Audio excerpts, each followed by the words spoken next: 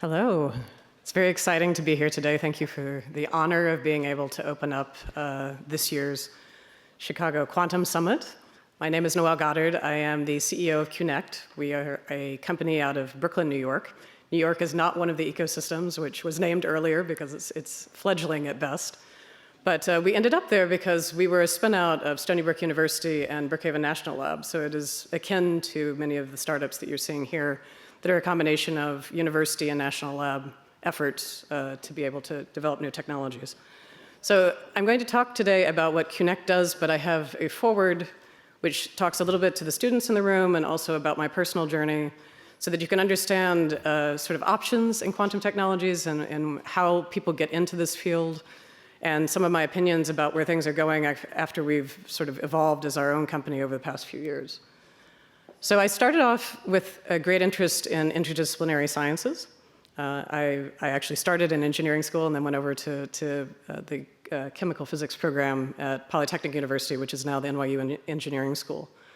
And I was very fortunate to do an undergraduate research opportunity with a laboratory that built all of their own stuff. They machined everything, they did all their own electronics, and they were doing very forward-thinking optics in the field of levitated droplets. And while that seems like, who cares about this type of thing? Of course, it's a little corner of the physics world, which had a lot to do with cavity quantum electrodynamics. And it was a great place to learn, and certainly a great place to become self-sufficient as an experimentalist. And I think that's, again, encourage undergraduates continuously to get involved in research labs because I think it's transformative in terms of their education. And that drove me to do another interdisciplinary degree program at Rockefeller University. So shout out, because of course the Rockefellers not only sponsored Rockefeller University, but of course they're big philanthropists here who are responsible for a lot of the University of Chicago's earlier days. And I was co-advised in a program that at that time was very revolutionary. Now there are biophysics and interdisciplinary programs everywhere for graduate school.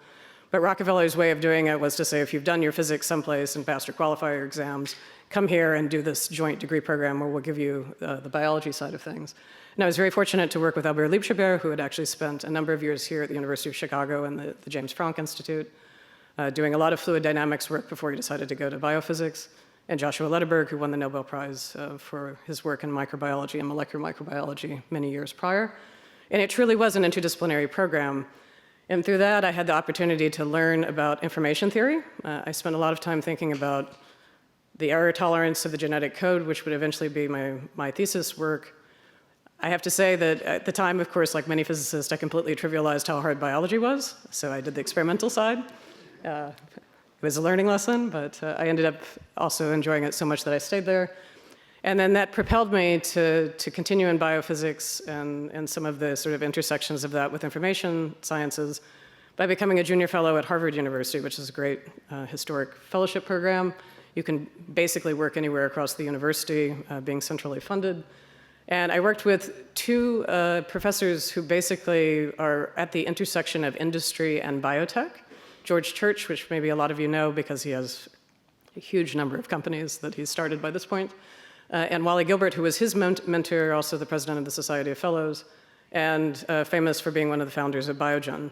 That was a great experience for thinking about how does technology come out of the lab and actually live in startup companies and how that entire process works. So I was lucky to meet good mentors all along the way and to continue doing my interdisciplinary world. But I did decide to go back to academia. In fact, when I was at Harvard, I really started thinking a lot about this idea of how important undergraduate research is. And I also am a big believer in the fact that we have to reinvest in our public systems. I think that you can just tell from the amount of funding that goes to tier 1 universities versus state institutions, where the imbalance is. And of course, there are a lot of students who are in those systems because that is the opportunity at hand, and they deserve great education. So I went to the City University of New York to build their biophysics program, and I was a professor there for a number of years. It lived within the physics department. That's one of their stronger life science campuses. So we doubled the number of majors in the department literally in the first year because of students' interest also in this interdisciplinary stuff.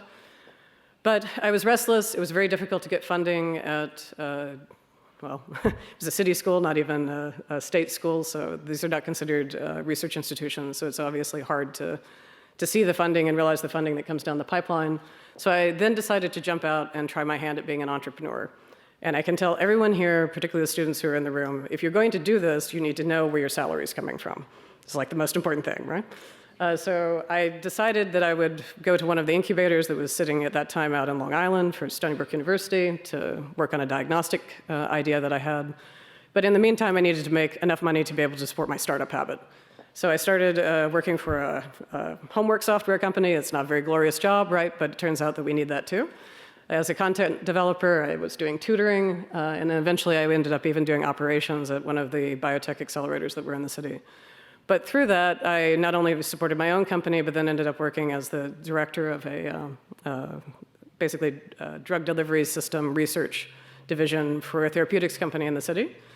That was very educational in a completely different way. Neither my company nor that company ended up being success stories, but I think one of the things that you'll see as your ecosystem grows here in Chicago is that having a pool of serial entrepreneurs is a very important anchor to being able to continue to have success in growing industries.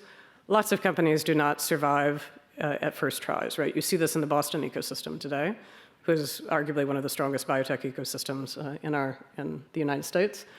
So I encourage you to not be sort of downtrodden about the fact that sometimes startups don't go to their final point of being a success story. The fact that you've educated the entrepreneurs in that exercise, right, means that the next time around they'll do even better. And then, of course, you know, I was then picked up by the state of New York, who very much wanted to start supporting companies that were trying to build stuff. So New York has always done very well at funding startup companies that were in the software space, but they had done very poorly at doing deep tech and biotech. So the state put together an economic development fund to be able to be first money in on things that had heavy IP, which of course quantum is one of those things. I met Qunnect, which was then spinning out of Stony Brook University, and that's history now. I joined them in 2020.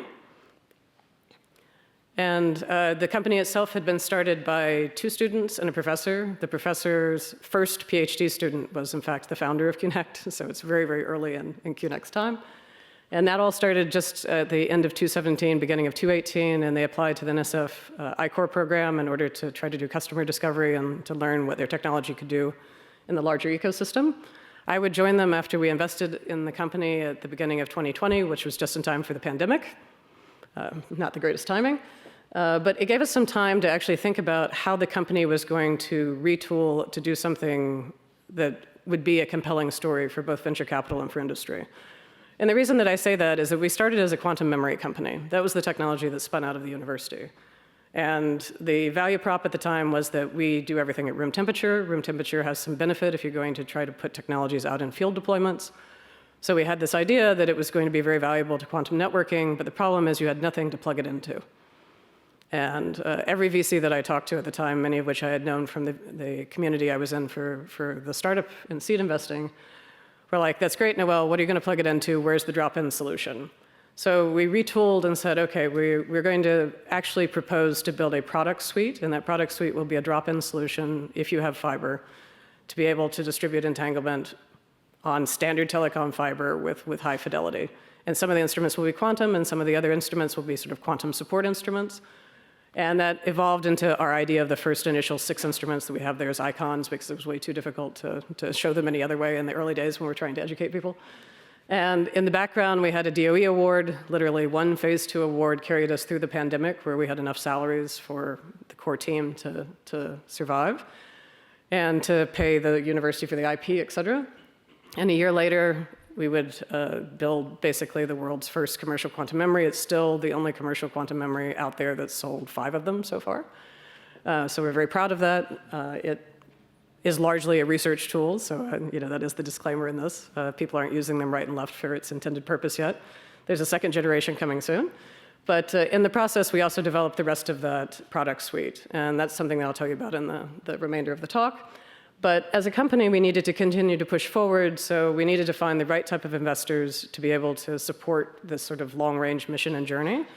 And we were very fortunate to run into Airbus Ventures. I met them, again, this is educational for the students there. I met them 2 years before we would be talking about a term sheet. And they followed us for that time. I kept them continuously abreast of what we were doing.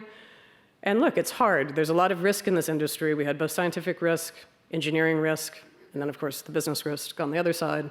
And I think as a community, we have to acknowledge the fact that it's very difficult to build innovation and also build the market at the same time.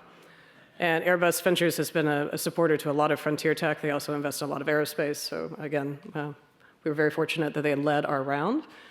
And with the proceeds of that, we would end up building this network in New York that David mentioned earlier. You know, our idea at the time was, it's great to build instruments, but if you can't show that they work on something real, then it's not the business use case, right? So that's where we went with that. Later, we would end up also making friends in the Netherlands, which is one of the strongest communities for quantum communication across the globe. So we have a small presence there as well. And as of July, we're very proud to announce that all of those instruments that we proposed to build when they were just icons, right, now sit in a rack. And we sold our first ones to New York University, and we have interest from industry in buying some of the others. So, you know, the quantum memory itself, I just showed this slide because I think it's important for, again, everyone here who's thinking about being an entrepreneur. It's never the first thing you build that ends up being the product, right? We went through a lot of iterations of this. Our CSO founder, Mehdi Namazi, is there in the first picture. He's literally standing over an optics bench, which is in like a lucite case, right? That's the first portable quantum memory. That got shipped to Sweden. Eventually, his co-founder would build the first rack version that you see there as a 6U monstrosity with 2 layers in it. Qunnect's first version would be wall mount. I don't know why they decided that, but it's another one of those, you know, form factor matters, right? And then eventually we got to the first ones that we sold to Brookhaven National Lab and the 2U version that's here. But it hasn't stopped. And the table that you see down there, the optics table that's cluttered with all of those different elements, is basically our second generation memory. And it will end up being shoved into a box, but it gives you some appreciation for how much you have to do to get it into a box. And in terms of the product suite itself, so this is transitioning a little bit over to what Qunnect specifically does. We've developed all of the instruments which you see here. We knew that we needed to do an entanglement source which had very low loss to our quantum memory, so we started thinking about entanglement sources differently. The company uses warm vapor, so we're rubidium people. And we use warm vapor to be able to do a spontaneous four-wave mixing process in the vapor itself, to create narrow line width photons, right, who are entangled in polarization space. I spend a lot of time telling people that, you know, if you want to have useful entanglement that actually can be interfaced at the other sides of the network, you have to think about what you're actually transmitting. Traditionally, nobody was transmitting polarization qubits because they get damaged as you push them through fiber. They rotate. So we built another set of instruments in order to correct for that. So the middle instrument that you see there is an autopolarization compensator. It does a real-time check of the fiber constantly in a time multiplex way to get a real-time fidelity reading, and then calculates an automated way to sort of correct for the rotation of the fiber at that time. So you can think of it kind of like noise-canceling headphones for any fiber that you're using for quantum. And then, of course, validation hardware that does the timing and the protocols to validate it as well. So those first 2 columns are everything that sits in our quantum rack now. And then the memory, of course, is in its first generation and transitioning to its second generation. And the quantum rack, which is where we were going with all this, is now out there so that people who have test beds can actually use them to be able to support protocol development. And why this is important is because we are not the only users, right? We don't want to have our only customers be academics who like to do quantum. We want industry to use it, and we had to build something where people could actually start crossing that divide. I think people trivialize sometimes it's really hard to bring something out of the lab and make it commercial, but then there's another really big gap between will your commercial product sit with a bunch, at least at quantum, with a bunch of non-quantum scientists and can actually be used. And that's the divide we're trying to cross right now as a company. Again, we've got first efforts in this, sold the first one. That's always a big thing because after you put it out, you never know what's going to go wrong. That's another great lesson. So you put it out and everything was perfect when you were using it in your facility, and it goes to somebody else's facility and power goes down or something. It's all of the craziness that happens when you're building hardware. We have $1.8 million in purchase orders this year for a quantum company. That's huge. So these are not contracts coming in. These are actual people buying hardware.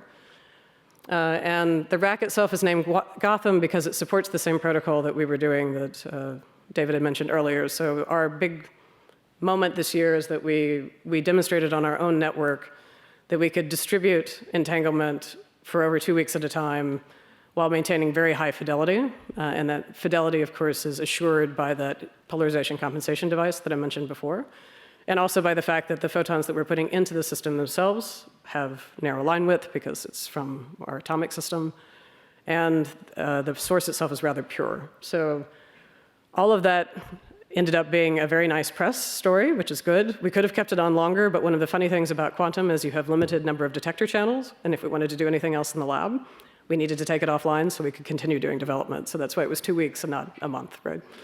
All right, so on the lessons learned side of this, I think I've mentioned one of these other things. The first statement there is something that I mentioned a few moments ago. It is very difficult to develop technology and develop the market simultaneously. So as a community, we have to keep that in mind, and we have to support each other, because I think VC only care about the latter part of that, right? What is the market that you were actually going to try to fit in? Product market fit is an evolving story, and we actually need to listen to the community around us in order to be able to meet those stories. And I think you can never underestimate the amount of education you need to do to non-experts. And those experts exist, of course, in the investor market, but also customers and government offices. I think if you don't educate them, they don't know where your technology sits and what the power of the technology possibly can be. I'm also a big believer in the fact that a rising tide lifts all boats. I think quantum technology needs success stories. Every single time you talk to a VC and they say, what's the M&A in your field? And if I can't answer that question and I care about the answer, right, that tells you that we need more success stories. And it will be good for all of the quantum community to have that. And then I think one of the things which has been frustrating, and I hope that for the government people who are here that you take this to heart, because it's something we've experienced as a startup company, I think government regulations disproportionately hurt startups. Most of the larger companies which are out there, particularly the hyperscalers in our industry, have plenty of lawyers on staff, and they already know how to skirt all of the sort of loopholes and other things to be able to not be trapped by the same problems.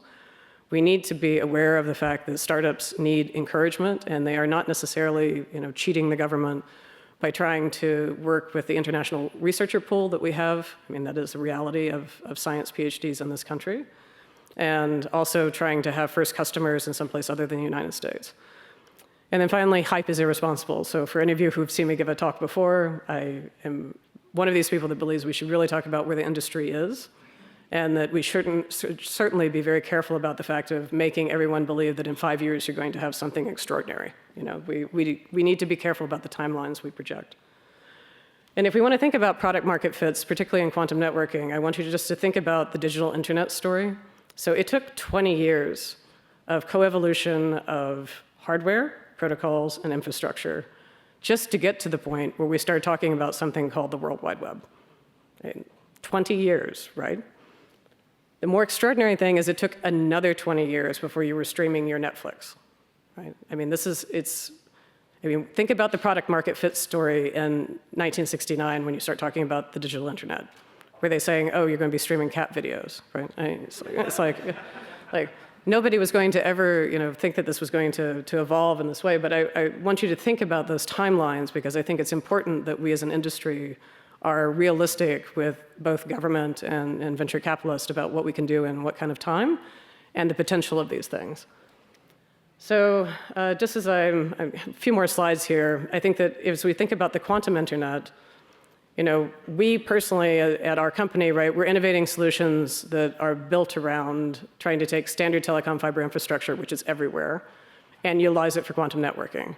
We solved one simple problem, but it was hard to solve, and that's distributing quantum information while maintaining fidelity over that infrastructure. So we're kind of an infrastructure company. But what does infrastructure do? It empowers all of these other quantum applications. And it's not just quantum secure networking. There's a lot of talk now about quantum data centers, how you're going to connect things. There's also a lot of talk about if you can use quantum sensors in a powerful way, if you could array them, perhaps that would be even better. So the sectors themselves are not huge. This is the latest numbers from the study that was done by McKinsey. So every time they release it each year, they do 5 more years worth of projections, and it bumps up about 5 billion on each one of those numbers, which is always obviously good for us. But whenever VCs look at this, they're like, it's not the biggest numbers out there. But for the networking sectors, it's dominated a lot by government and defense. I think that's no surprise, but I think you're going to see that's true for most of these industries. Government and defense have a different risk profile. They can afford to adopt things earlier than finance and data centers, which carry private liability. And of course, there's always the standards discussion. This is something that we should just be aware of as an industry, and I think we're starting to see a lot of government movement there. which is good. On Qunnect's side, for us to do market de-risking, we've also realized how important it is to work with partners. We want to take our platform technology, which took us 4 years to get to this point, right? And start designing custom protocols on that platform in order to find scalable market opportunities. And you just see a list of a number of our opportunities there. But when industry like Cisco gets involved, right, that's great because they start to tell you what to design towards. And while we might have been very good at being able to identify what products needed to be built, when it comes to use cases, a lot of times those products need to be tuned and engineered in order to meet what industry actually wants to use them for. So it's an exciting time for Qunnect as we start to look at the market de-risking phase of our world. We have 4,000 square feet of R&D space in the Brooklyn Navy Yard. We built that as part of our last investment. You can see that's probably the most number of quantum manufacturing people in the center there. They were all sitting there doing something recently for one of our deliveries, and I was like, oh, take a picture. So in the upper right-hand side, that's our manufacturing space, 2 benches with a bunch of shelves. We have basic research facilities, and of course, our computational design area. The 2 founders, Mehdi and Mael, were the graduate students you saw in that earlier photo, work as our CSO and our CTO respectively. We have another 18 people beyond us that make all of these amazing things happen, and you can tell from the general age of all of them, right? Innovation comes from the young, and we're very excited to support them as they continue to do great things. And at Qunnect, we believe in hardware, not hype. So thank you again for the opportunity to speak here today.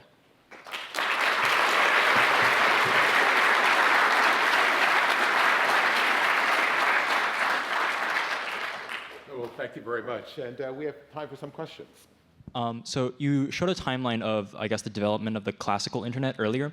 Do you find that all the protocols and hardware and, I guess, existing infrastructure is more of a holds back, or does it help the development of like the quantum net? That's always a tough question, right? So quantum doesn't do well in any of the normal optical instrumentation problems. So if you have optical amplifiers on a line, you destroy the quantum. And of course, most of our fiber infrastructure has that. The fibers that we rented in New York were literally in existing cables. They are dark fiber in the sense that they don't have these other optical elements on them. There are passive things like DWMs and other things that you can put into these circuits and not damage the quantum. But other than that, the oldest sections of fiber that were in the loops that we rented were there from the late 80s.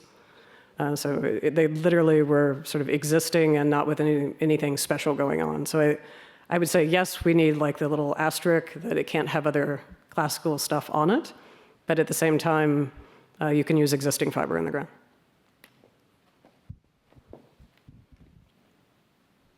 Hey, thanks for speaking. It was a very inspiring, actually uplifting story about the story arc of quantum technologies.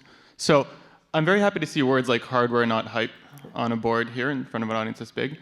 How do you identify hype? Like, what are the characteristics? Is it really just the timelines we project? Are there other things to look out for to know, like, sort of what's real and what's just being sort of trumped up?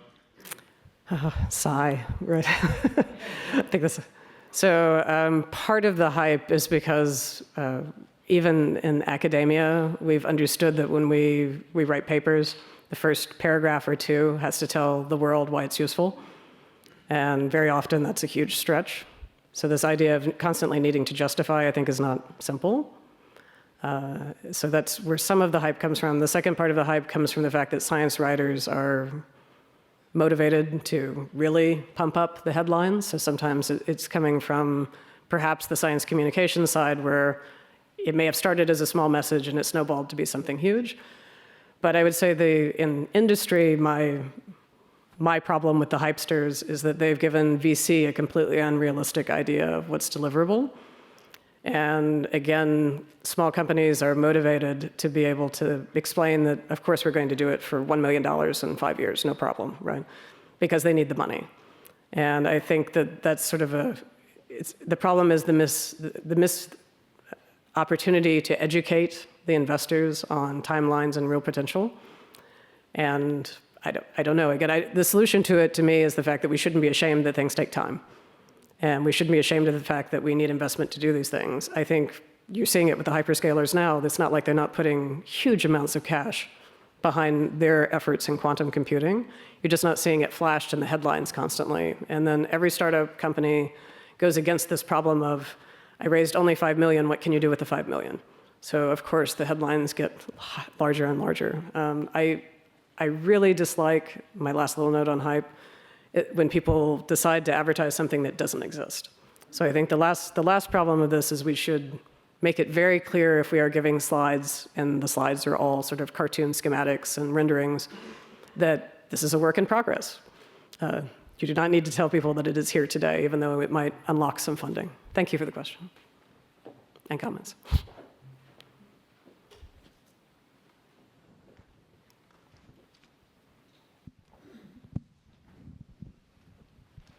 I really enjoyed your talk. So my question is, you said that your company is the 3 of you plus 18 more. Mm-hmm. Can you speak some to the background of those 18? Because as was mentioned earlier, there's so few quantum-specific degree programs and such a variety of paths into the quantum startup world. Yes, of course. So we have 5 card-carrying quantum PhDs.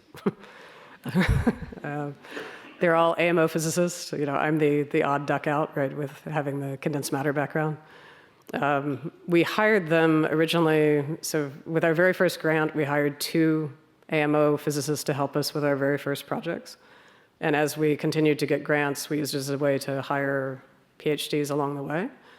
The rest of the company, so business was actually our last hires, which is funny, right? So I was the only business team member for a number of years, and arguably not I don't have an MBA, right? So arguably not that businessy.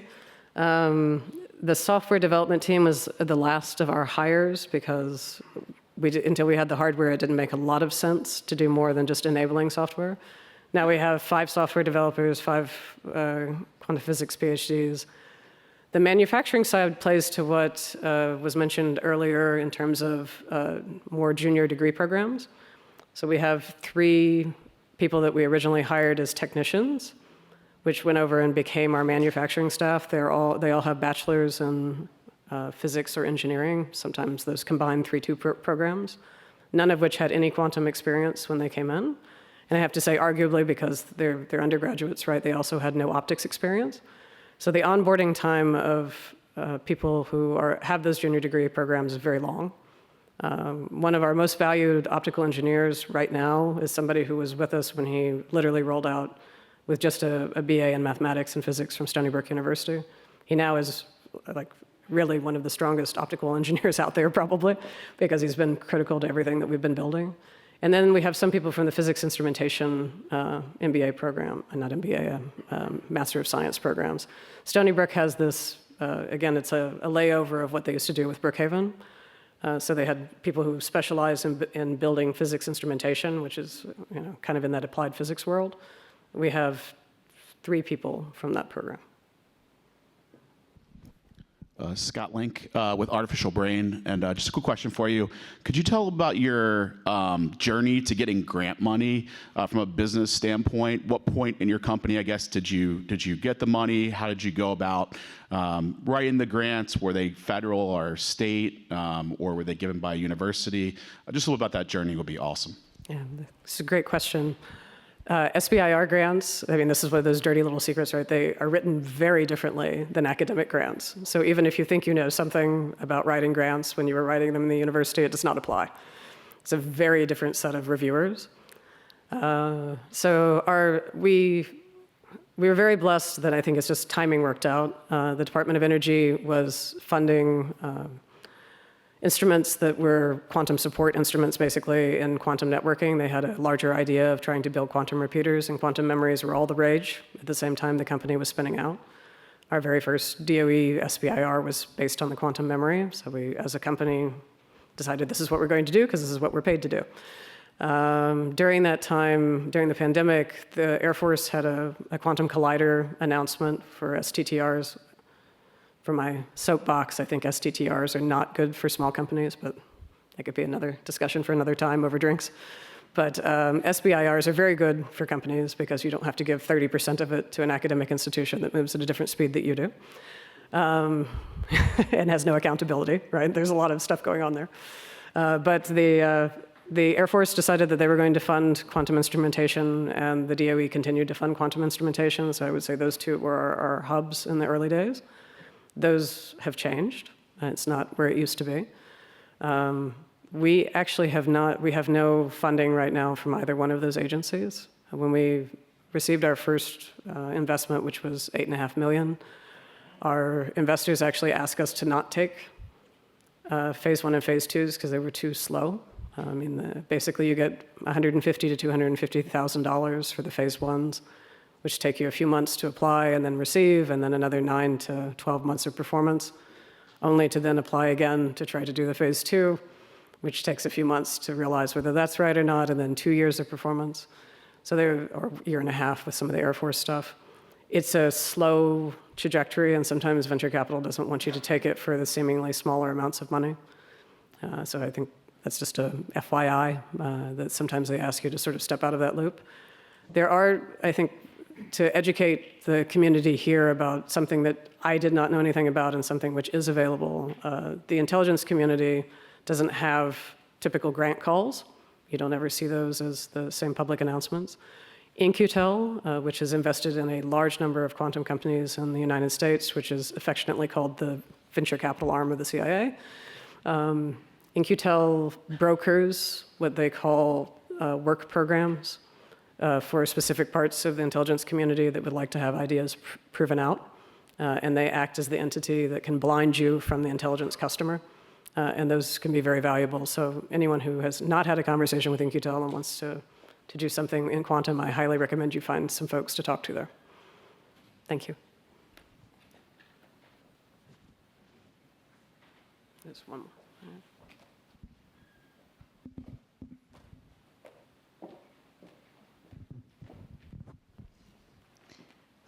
This is from the virtual Q&A. What are the challenges for building quantum routers and switches? Plenty. I think the hard part about anything in quantum networking, right, is that you have to find processes that don't damage the quantum. The reason we were so proud of the ability to distribute entanglement for these long periods of time is it's very fragile. So the challenge out there is, can you build something which is a router or a switch which is actually not going to interfere with the quantum or actually be fully reversible? So in the case of our quantum memory, that's a reversible process. So it's quantum compatible. Some of the switching processes that people have been proposing are in that same vein, right? But you have to have something that doesn't measure. So heralding is important, reversibility is important. These are all things that define whatever quantum routers and switches will be.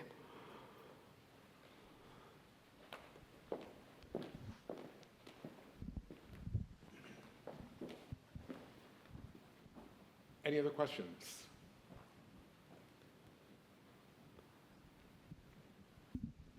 Hi. Can I ask a very quick one? Do you need the mic? You can have this mic. I don't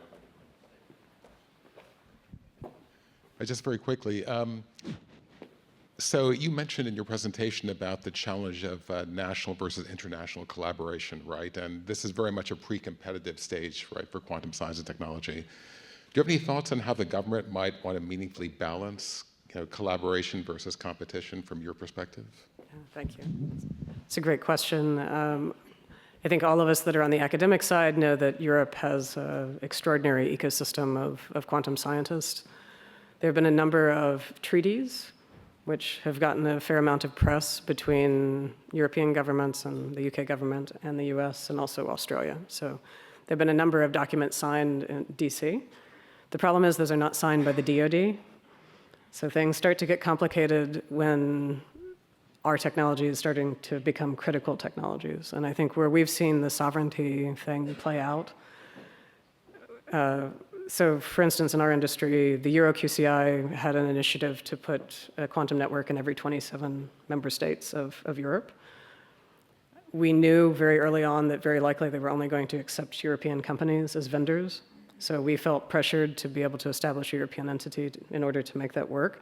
but we were constantly dealing with this problem of are we having problems with our export regulatory compliance if we have this? So if you're just a sales office versus something that's developed in another country, it changes it. If you actually export your manufacturing techniques, you're in a completely different bucket. So I think the Qunnect in particular has struggled a little bit with this because quantum encryption was actually very clearly defined in ITAR standards early on, even before Qunnect got started. And encryption technologies is a very giant bucket. So knowing whether you're in it or not requires lots of expensive lawyers, which is also unfortunate, but yes. Well, thank you very much, and let's thank our speaker again. Thank you.